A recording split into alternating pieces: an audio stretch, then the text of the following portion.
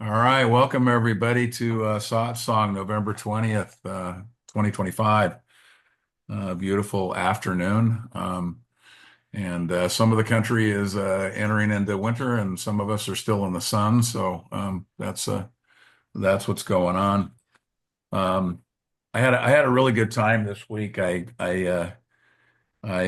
picked up the chapter that we're going to do, which is responses of memory, which is a really interesting little piece that Nisargadatta does. And then I remembered that in the pointers of Nisargadatta that Ramesh Balsekar wrote, that he wrote a piece back in the back called Analyzing Thought, which I thought was a little bit of a deeper dive. So um, I think we'll probably tootle through those two pieces and have some fun with this, you know. Um, and So here we're going to talk about perception, one of the really interesting things, and we'll run into some interesting, certainly an interesting concept because um, in this particular piece, he starts to identify responses, and how those responses are in essence either filtered or unfiltered. This is when he introduces that particular kind of an idea. So the questioner starts out with describing the world. He says, the universe is created, et cetera, et cetera. And and he said, some say the world is real, and others that it has no being whatsoever. And so the first thing Nisargadatta is going to ask is going to be, well, which world are you inquiring about? That's going to be that's always going to be the very first question. And so the respondent says, the world of my perceptions, of course, which is exactly what you would expect uh, for that to happen. And he said, and the Sargadatta says, well, the world you can perceive is a very small world indeed, and it's entirely private. He says, take it to be a dream and be done with it. Now, of course, in the witnessing, you can see how that sets up, right? In other words, that small world. Um, and we'll talk a little bit more about the detail of that, but take it to be a dream and be done with it. And of course, the witnessing of that arising makes it pretty simple to see that that is the simple solution to the whole thing. And he says, how can I take it to be a dream? A dream does not last. You can almost imagine, yeah, you can almost imagine in the Sargadatta like a tiger with a little meat here, who says, well, will your little world last? Question right out. And because I remember last time we talked a little bit about that, about what is real, and in the concept of that we're dealing with, and in fact, throughout the Indian Hindu style, real is something that always was and always will be, and it is now. Whereas anything else, of course, has a beginning and an end, and it gets thrown into a category of your world of perceptions, right?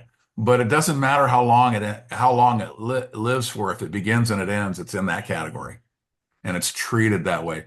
It's really difficult for the Western mind because if something lasts a long time, that makes it a lot cooler than something that lasts a short time. We do that differentiation. That's part of our conditioning.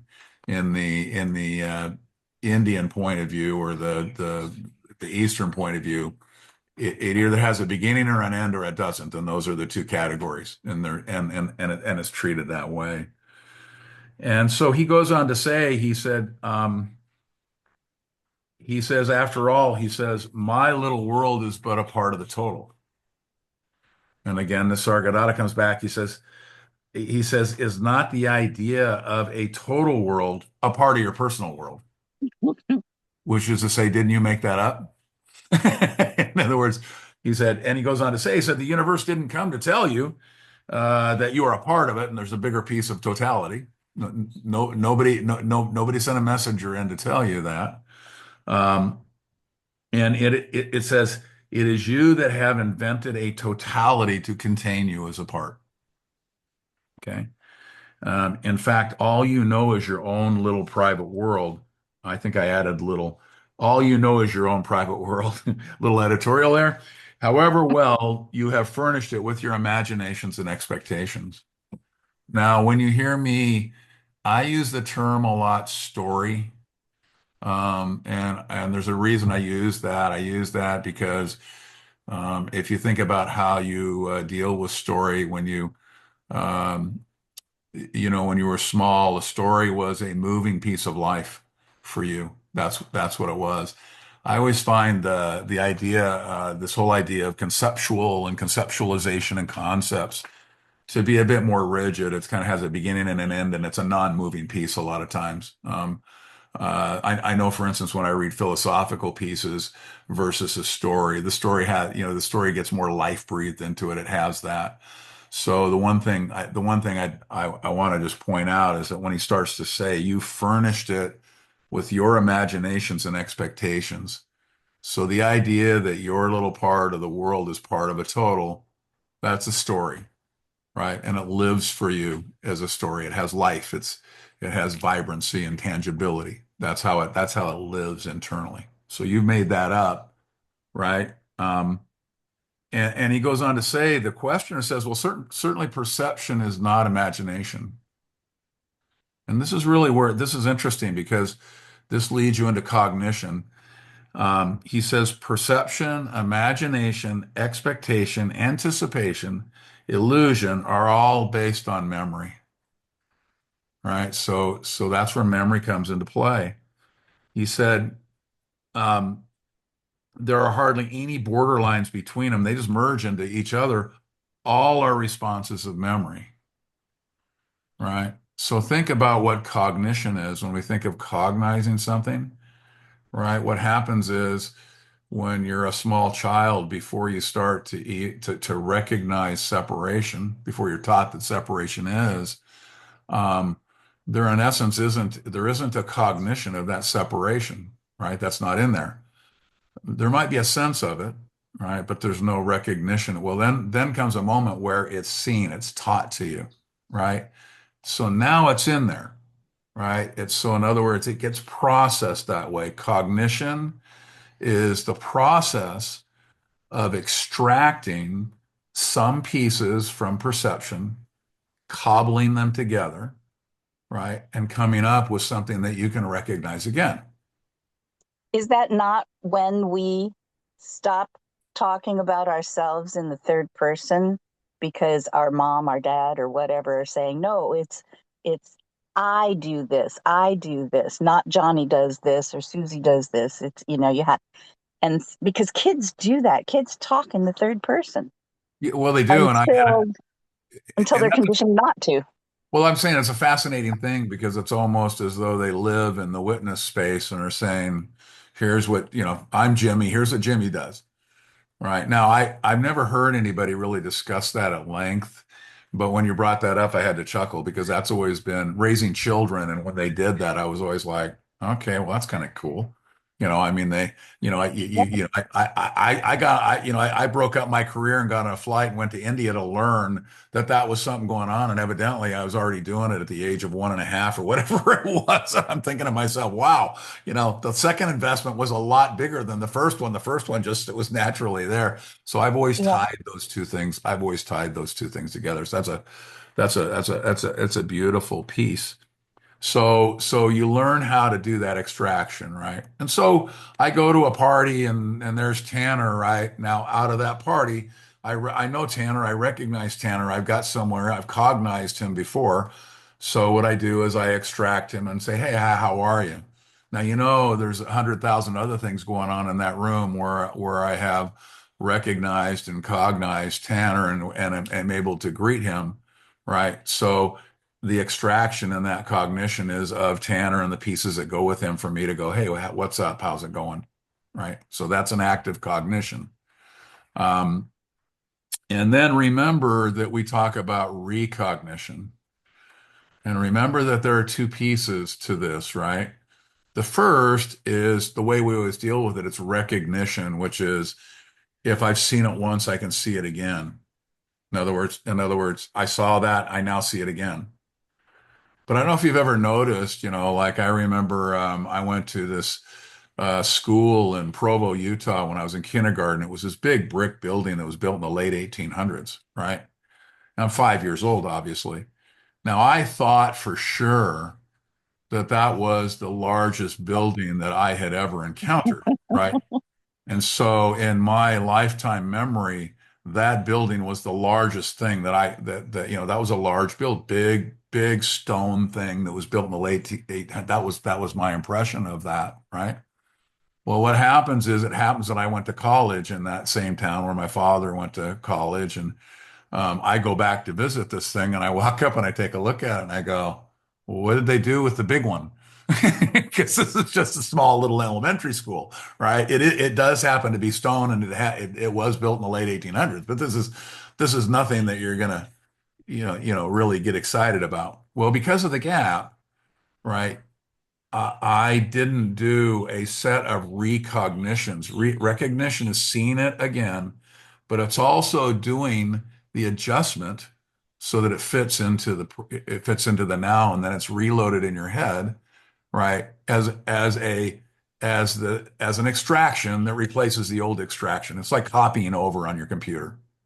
Right. So your mind is constantly doing that. So recognize that cognition has this aspect of it, of this extraction and creation. It does that. So when he talks about imagination, right, expectation, anticipation, and illusion, and he says they're all based on memory, they are. Right. But in all of those things, imagination, expectation, anticipation, illusion, all of those are happening within cognition. Right. And there's an aspect of that that includes the changeability of things. Right. It's not a set piece. So that's part of what consciousness is operating behind the scenes through the mind is that set of adjustments. Right. Um, he says, so they merge into each other and all are responses of memory. So in essence, memory is this memory that we have, in essence, becomes the almost the cookie cutter. You know how when you cut a cookie, it just pulls it out. That's what you're doing with the changes that are made on the fly, right? That's what cognition ends up being. And so what happens is you create a story that says, the child says, oh, that's my story. You become the autonomous doer, right? And so then all cognition attaches to the first identification, which is the autonomous doer, right? And all of perception now attaches to that, right? It is that now the invitation of witnessing is extended, right? Because that other place lives in there where that can all be watched, right? So that's how that's put together. Now he goes on to talk because there's some interesting stuff in here. He goes on, he says, well, still memory is there to prove the reality of the world. And he says, well, how much do you remember? Tell me what happened, what were you doing on the 30th of last month? You remember, I used the example of what was happening in the year 1000. I like him. He just goes to the 30th of last month and says, what was happening? That was, 20 days ago. Can you remember what was happening on the 30th of last month? And he says, yeah, I don't have that. There's a blank, right? And Nisargadatta says, well, that's not so bad. He says, you do remember a lot. Unconscious memory makes the world you live in so familiar. So I used to use this example when I did leadership in the corporate world, and I used to talk about this thing called automatic behavior. Right. An automatic behavior is just behavior that when the stimulus is encountered, right, that the behavior automatically triggers out. Right. And so there's this box called automatic behavior, and here's how it works. I don't know if you remember, everybody I think drives, right? So you remember the first time you went to drive, right? And you get in the car, and I'm telling you, there are buttons and knobs and things going on all over in the car, right? And you look out of the window, right? What's the first thing you see? Signs and lines. And I mean, there's a lot going on in this whole thing, right? And so you back out and you get in your car, and now what you're doing is you're accounting for every single little piece of it, right? You're like, okay, shift's got to go here. Yeah, that's that pedal. I mean, all of that's, that's a stop. Okay, it's got the stop sign. Okay, the line, what's that? Oh, I haven't seen that line before. I'm not sure what that is. I'll deal with that later. But you're accounting in a conscious way for everything. And as you know, that's a really slow way to do life. Right. So fast forward a month, right? You go out into your garage, you throw the keys in the ignition, pop up the garage door, back out into the street, down the road you go. Right. Well, what's happened in between? What's happened in that month? Well, the mind is pretty bright to see that at a conscious level, it can't handle everything. So it has this box called the automatic behavior box. And what it does is it throws everything in there that just needs to happen on its own. Right. The mind just does that. So there it sits. So now you drive, right? And if you want to know why everybody drives like they did when they were 16, that's why. If you watch yourself drive, you likely have pieces of your driving that exist from the time when you learned how to drive, right? Because that's been in the automatic box and you haven't gone back and reworked it, right? So, Except I don't have three on the tree anymore. well, exactly. But I don't know if you remember what was it? I forgot. It was like there's a movie called Star something, and so it's this dude who comes from uh, you know some planet, and here he is on Earth, and he's learning how to be a human. So he's going through the process, and one of the things he does is he watches the woman that he's with drive, right? And so and he gets into the driver's seat and he's driving with her and they're out in the middle of nowhere and this big hay truck's coming a direction and they're coming to the intersection and bang, he hits the gas and rolls through that. The hay truck goes off the road, hay goes every downwhere, and she goes, "What the hell? What are you doing?" And he goes, "Well, I've been watching you." He said, "So I know that red is stop, right? And green is go, and yellow is go faster." Right? So in his automatic behavior box, yellow is go faster, right? That's what his automatic behavior is. And I think it's called Starman or something like that. It's an old movie. That scene by itself, if you get into YouTube and look it up, you'll see it's a hoot. So that's the automatic behavior. He said, so unconscious memory makes the world in which you live so familiar. Right? The familiarity isn't even conscious in a certain way, right? The familiarity is in the unconscious box, right? It's in the automatic behavior box waiting to emerge. And so that sense of familiarity that you have with the world, that was created and that's stored so that when you go out into the world, that's why the assumption of being the autonomous doer is so strong because it lives unseen in the unconscious box, so to speak, right? He said, so of course, what he asks is he says, well, I admit the world I live in is subjective and partial. What about you? What's your world like? So Nisargadatta gets to say, he goes, look, my world is like yours. I see, I hear, I feel, I think, I speak, and I act in a world I perceive just like you. Now he's going to tell you what the difference is. He says, but with you, it is all. With me, it is almost nothing.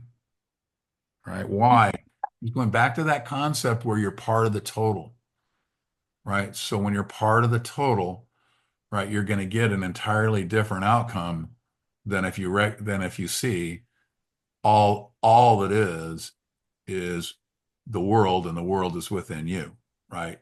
You're not within the world as part of the total, but rather it's within you. That's what he's after here. He says, knowing the world to be a part of myself, right? I pay no attention, more attention to it than you pay to the food that you have eaten, right? While being prepared and eating, the food is separate from you, and your mind is on it. Once swallowed, you become totally unconscious of it. Isn't that interesting? What a great metaphor. I love that metaphor. You become totally unconscious of it. I have eaten up the world, and I need not to think about it anymore. right? So so there's the difference in terms of what's in his world. Now he goes on a little bit here because we'll launch into that in a minute because he starts to talk about um, you know emergent, what emerges out of all of it, where it emerges from. So here he's really outlining the box of being part of the total, and and the totality is you. He's making that particular difference, right? So so he goes on and he says, well, don't you become completely irresponsible, right? So that's like the comment that I talk about where someone says you're not an autonomous doer, and they say, well, I could go out and get a gun and shoot everybody then, right? So the answer to that is I'll go do the ultimate autonomous doer thing. That's that's what refutes you saying I'm not the autonomous doer, right? And so he goes on to say, um, he says, on the contrary, he said, how could I hurt something which is one with me?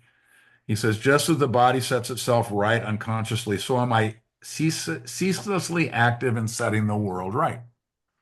Right. So what does he do? This is, he does satsang. Satsang is his setting the world right. He says, nevertheless, you're aware of the immense suffering of the world. He said, of course I am, much more than you. And then he goes on to give this really wonderful thing. He goes, but what do you do? He says, I look at it through the eyes of God and I find that all is well. Right. And then he goes on to say, and he says, how can you say that? Look at the wars, the suffering, and all the rest of it.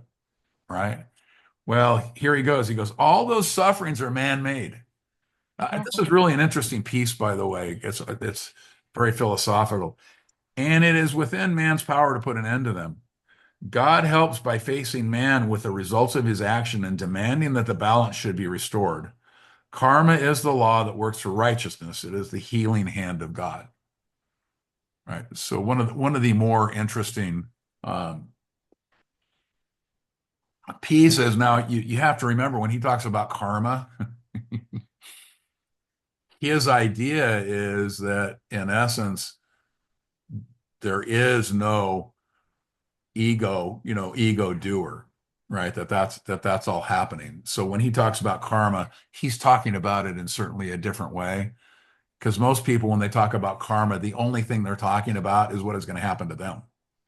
Well, in this sense of karma, there is no them to happen for it to happen to, right? You're just part of the happening, right? So if you sit down and think about this for a while, you will go down a rabbit hole that you may never come out of because you have to take the individual ego out of the idea of karma and then say, well, then what's karma? And he gives you a little bit of a hint here in this paragraph, but this can be a really kind of an interesting place to, as I say, to think about because it's kind of like my theory of everything. You'll get the pieces together, and then you're going to discover a piece that needs to go in there, and you'll have to redo the whole thing again. But nonetheless, I'm not. I enjoy that kind of thing, but it's outside of my capability. So that's that's the end of that little piece, which is so all he's doing is trying to establish the two things. Now, Ramesh Balsekar used to talk about, and we're going to go into that right now. He used to talk about the working mind, right, and the thinking mind. So the thinking mind was the mind that holds all of these triangulations and pieces that tell you what's up. And the working mind is the visceral response to what is and whatever happens out of that response. Right. So that was that piece, right? Now, when you hear this piece from Nisargadatta, you're going to see, I think, pretty quickly where, Ramesh extracted that particular concept because that's where he goes. And let me tell you a little bit. Hopefully you guys are interested in this, but it's really interesting. I Am That was published in 1973. And originally, it was a two-volume set. I don't know if anybody's ever seen the two-volume set. I've seen it. I wish I had one. I mean, that would be really a cool thing to just have. But it was a two-volume set. In 1981, It was revised and edited, right? And the editor of that was a fellow Dick Sheet, and he did that work. He worked with Maurice Fryman, who was the original translator, and he had sat with Nisargadatta for about 20 years. So he had been there for a really long time when he went to publish that. Ramesh comes along in 1978, 1979, and he's there with Nisargadatta for about 3 years. And in that time has his own awakening, and Nisargadatta is asking him to do the satsangs and the different things. While that was happening, he would have these spontaneous writings that came from his attendance at at the different satsangs. And um, what probably makes Ramesh kind of stand out is he's the bridge in a way from Nisargadatta to the present. He went to the London School of Economics, graduated from the London School of Economics, became the CEO of the Bank of India right upon his retirement, which Indians, as an Indian tradition, he dedicated that to his spiritual life. And within a short time after his retirement, he meets Nisargadatta. It wasn't long after that um, he then was asked to do translating, right? Because obviously one of his natural languages was Marathi, and which is what Nisargadatta spoke in. And he became the favorite. The head translator loved him dearly because he became the favorite for the foreigners. Well, of course, he was the one that had lived in London. A lot of the foreigners at the time were English that were coming in. So it was for him that translation piece was a very was something that was pretty easy to do. And the other translators who were doing translation had no experience with the West at all. So when I talk about that being kind of the bridge over, it was before he showed up, there wasn't anyone there who had any concept of what Western approaches and thought were. So, who you're translating for, they just translated it based on how they knew English, right? So this became quite a thing. Well, when Dixit figured out that Ramesh had written these, he immediately wanted to see them. And once he saw them, so he finishes I Am That in 1981. And they end up printing this piece in 1982. So right one on the back of the other, and he's the editor of this piece. So the same editor that did the final version of I Am That also did Pointers. Same fellow. And so his I just wanted to kind of read a couple things, that he said in here. He said, this work entitled Pointers from Nisargadatta Maharaj is Maharaj himself out and out. He says it is indeed a sort of post-graduation course for the reader who has also already imbibed what is available in I Am That. It comprises the final teaching of the master at its sublimest and goes far beyond what he taught in the earlier years. So just recognize that I Am That ended prior to 1973. Everything that was taught from 73 to 81, right, is not in I Am That.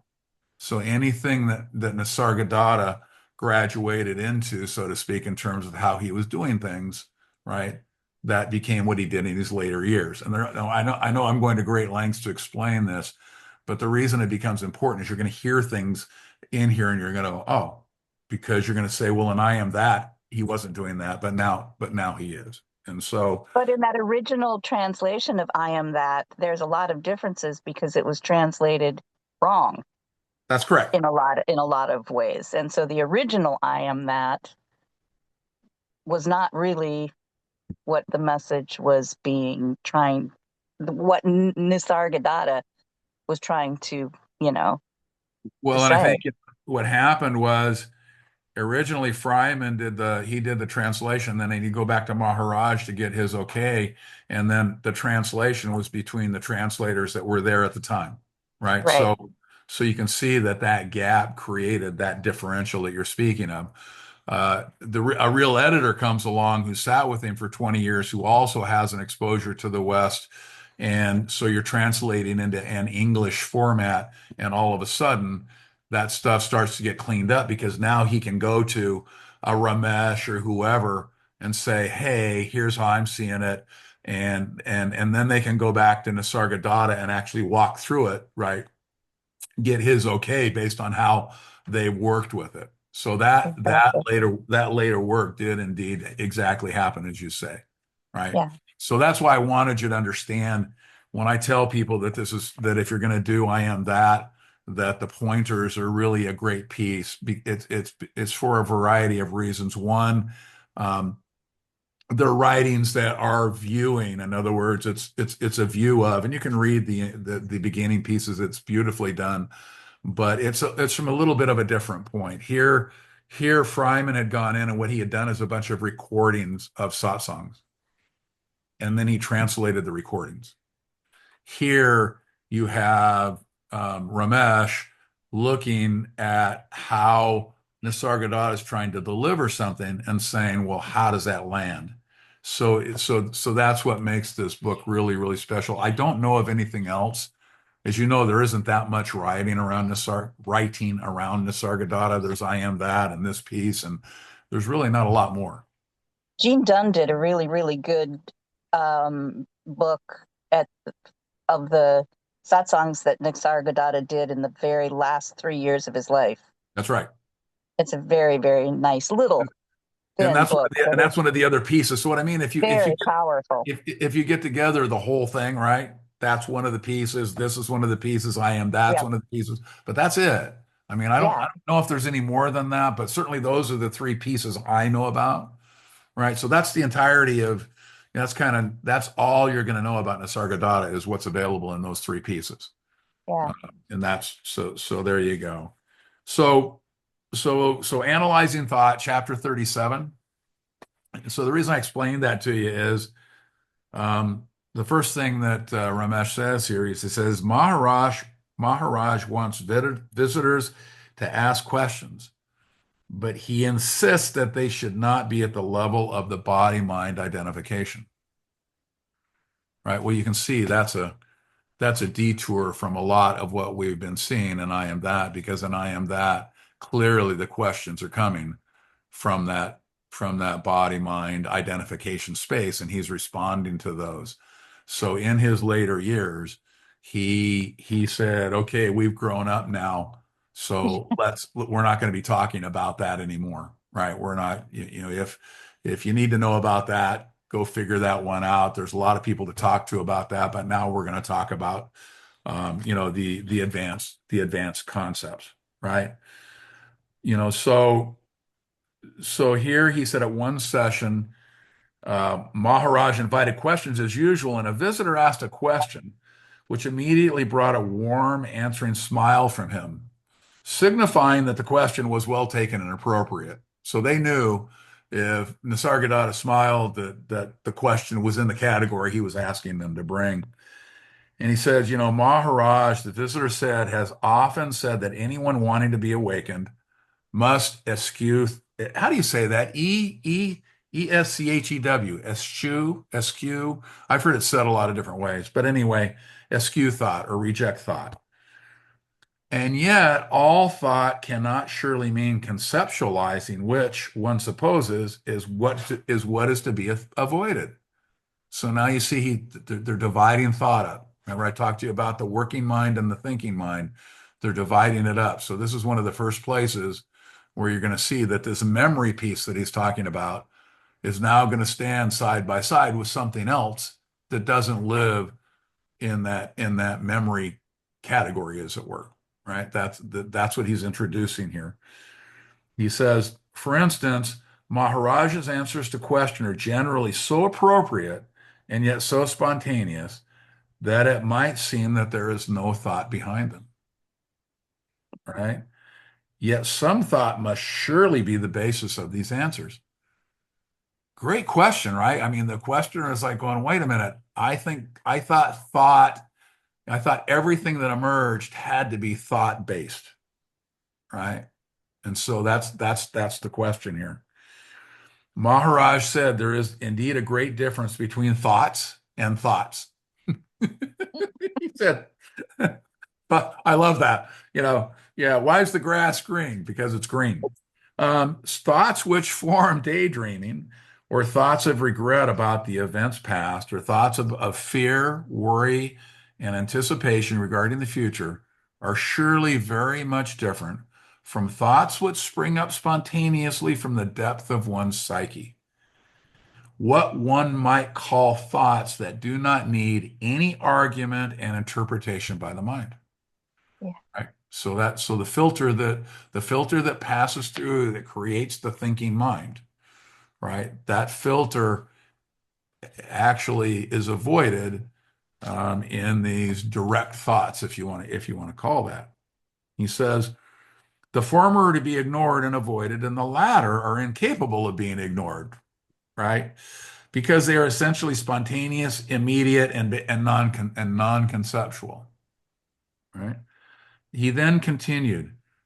The very first thought I am. Now, this is really great because he's giving you a little bit of depth in the sense of because we talk about I am, but there's a huge depth in that. And here he's adding to that is confirmation is surely a thought, but one does not need argument or confirmation from the mind, right? Indeed, as the basis of all further thought, it is the preconceptual thought. Right. So now tell me what it looks like when he says, go sit on the I am. Right. Where is he telling you to sit? Preconceptually, right? That's where what you think you are is entirely conceptualized. It's a story that is made up about who you are. The I am sits behind that, below that, however you want to say that. Um, He said, indeed, it's the basis of all further thought, the very source of mind. That's what the I am is. Living according to indirect or immediate thought in a divided dualistic mind is what most people do because they have identified themselves with a pseudo entity that considers itself as the subject of all action. Right? So that's over in the thought box, right? And he calls that the split mind a lot, right? And the reason that he calls that the split mind is because the mind is split off from what it perceives. Just so you know, whenever you hear the idea of the split mind, you automatically know that you're dealing with a pseudo entity called, the ego.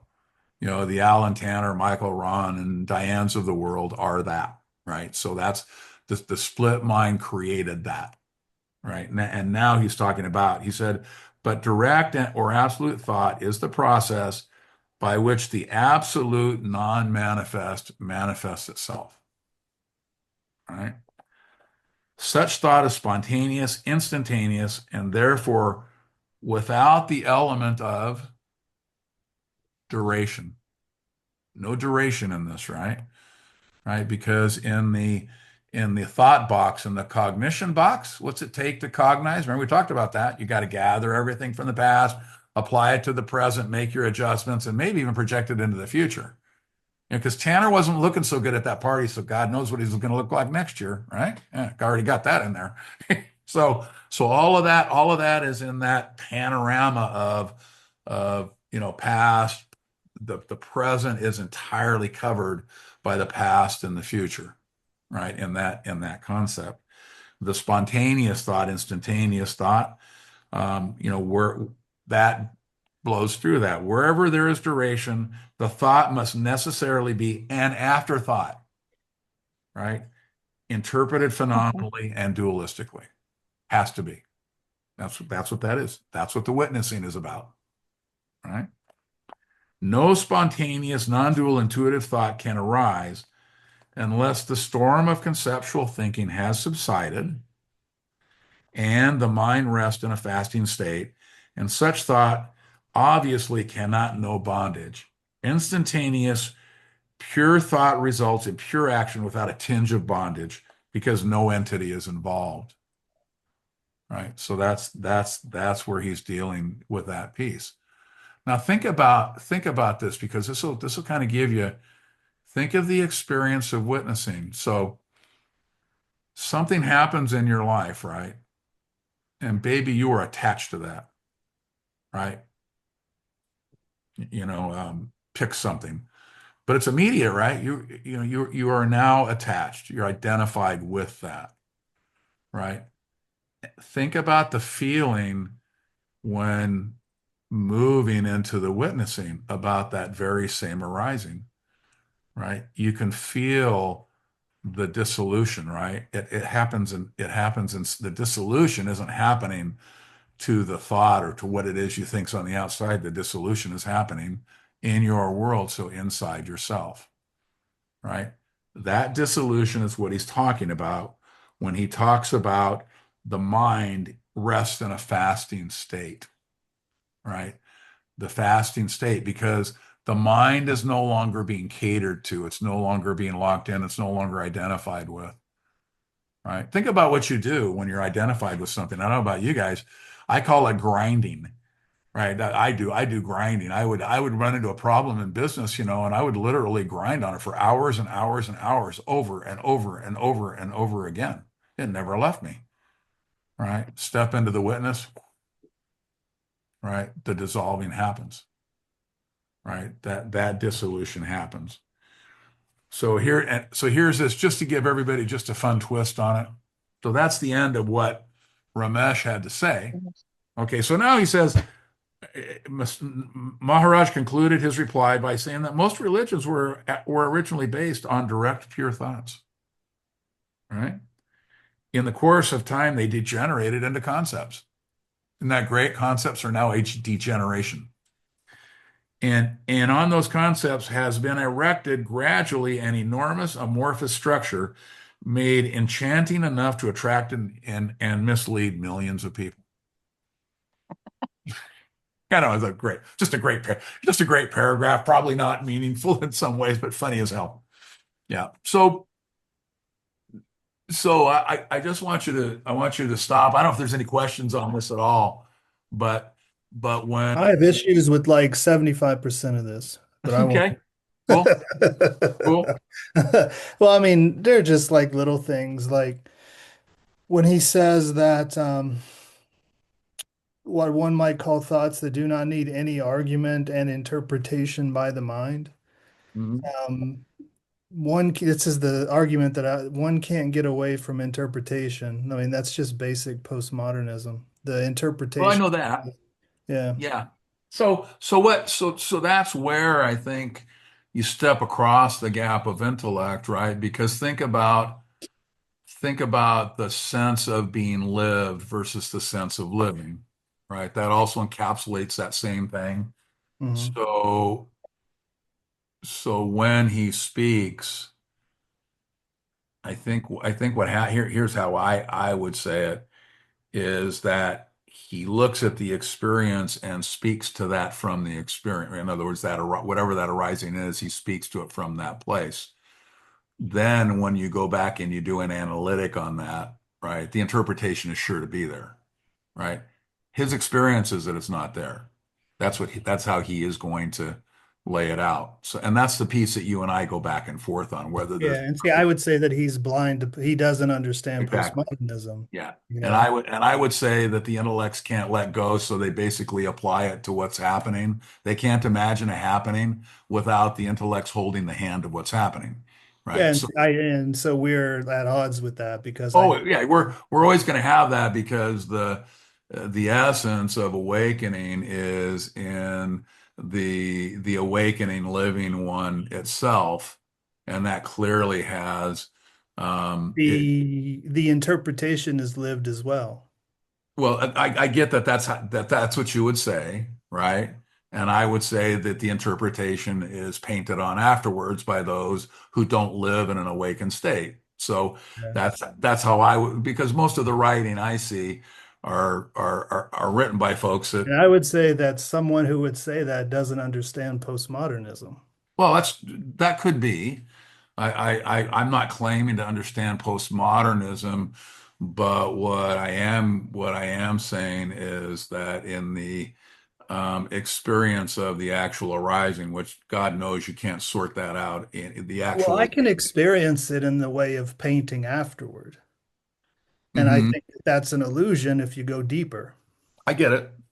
And I just say you can take the other side of that, which is the side that I've taken, which is that the experience of awakening is that it lives itself, and there really isn't any way to get around that. That because if one were to go into a postmodern interpretation of it, right, then they're denying, what it is that is arising. So you're stuck with that particular piece, which is How are they denying what's arising? go ahead, Diane.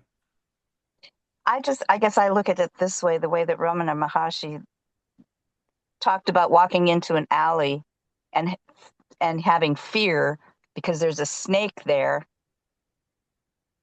until the belief that it's a snake and the realization that it's just a coiled piece of rope. And so when the belief that it's a snake dissolves, then the realization is there that there's nothing to fear. So when awakening occurs, for me, um, the belief that this is real, the belief that there is an entity that is me, whatever, when that dissolved, when it, whatever word you want to use, some people say dissolve, some people, whatever word, then that belief goes away. Then there's no longer any need to go out and look for answers outside. There's also no need to go in. All there is just being, Yeah, live in every moment. living every moment, Yeah, just being. yeah, There and is that's no longer any in and out. There's no longer any, but that belief has to dissolve. It has to withdraw. It has to, whatever word fits, for you, it has to go away somehow. You know, and once that happens, then that need for going outside of yourself or going inside of yourself, there is no self to go out and into. It's just be, just, you know. and that's the deny. In other words, to back into a quote unquote postmodern view is a reversion into an intellectual interpretation that makes no sense in awakened living. That's how I It's would. not true. That's just not true. Yeah, okay. I Well, think that what you're teaching, like I said, is a pre-modern version of awakening. And it totally has, fine. and what has to be added is the modern and postmodern interpretation of that to bring it into anything that can exist in the world today. Yeah, and from my perspective, as long as there's a push into the pool and wet happens, I'm happy. So, however, it's then categorized later, whether it's postmodern or if something's missing or whatever, that's fine with me as long as I hear the splash. Yeah. And I just think that's the difference between a mystic and a philosopher. And that's, like I, there's no need to follow it to ground. There just isn't. There's just no need to do that. You hear the splash, life's good, smile and move along. So that's all, and so if what I'm doing gets categorized that way, I'm fine with that because there's no other way that this could be manifested over here. It just isn't possible, right? Mhm. So, and certainly I'm not equipped to have conversations on postmodernism. I mean, I spent a long enough time in deconstructionism to know that, that postmodernism probably isn't an area I'm going to get my arms around anytime soon. Mhm. So, but I get it. And I mean, that's so if what ends up happening is that those concepts and pointers move, people who are looking at non-duality, then hey, if the splash happens, then those Mhm. concepts generate the splash. I'm good with that.